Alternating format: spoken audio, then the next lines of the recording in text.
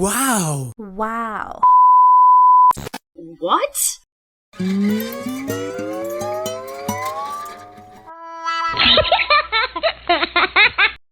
Hello, welcome to my new video. আর আজকের ভিডিওটি কিনে সেটা তো বুঝতেই পেরে গেছো, ইয়েস, ম্যাঙ্গো ফেশিয়াল।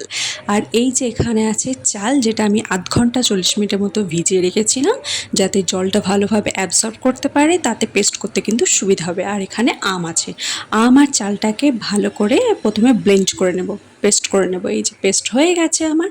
এর সাথে শুধু নেব এই যে মধু একটু, আর এর সাথে নিতে পারো একটু দই নিতে পারো, বা হচ্ছে একটু দুধ নিতে পারো। তো সেটা ভালো করে ব্লেন্ড করে নেবো অ্যান্ড দেন অ্যাপ্লাই, ব্যাস হয়ে গেল, ইজি প্রসেস।